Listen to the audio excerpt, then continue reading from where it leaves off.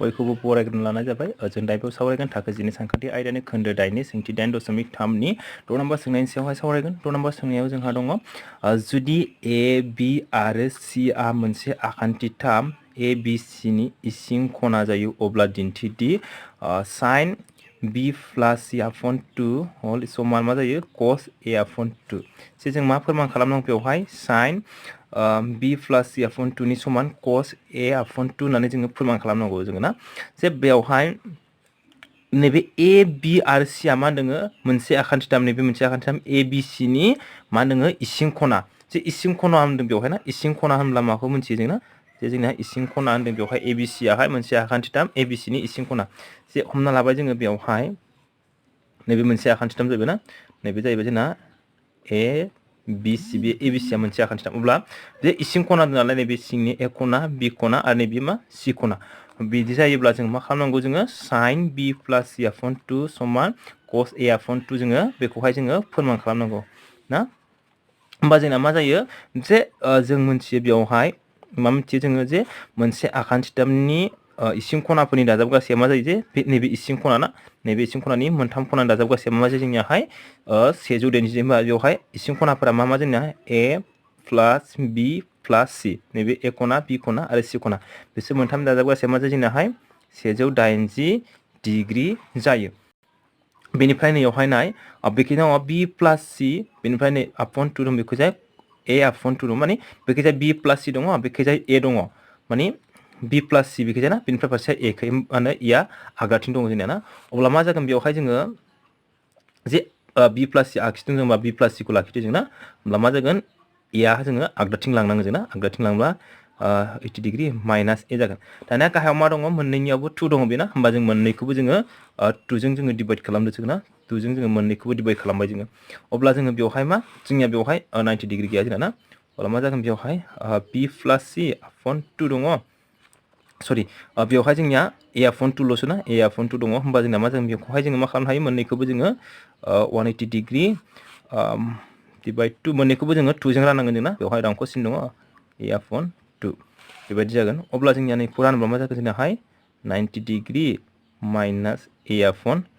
2 माने जोंना b plus c upon 2 नि समा मा जागोन जोंनाहाय 90 डिग्री माइनास a upon 2 जागोन होमबा जोंना फारनैथिंबो मा दङ जोंनियाहाय sin दङ फारसेखै मा दङ cos दङ जोंना ना माने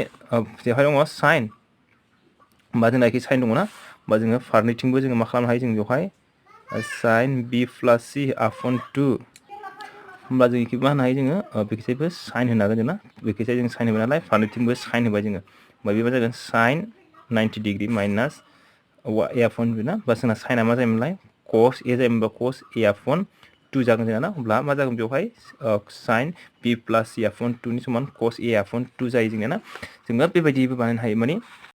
जे बेवहाय जोङो लेफ्ट हेन्ड साइड लानानै बानायनो हायो जोङो सल्युशन लेफ्ट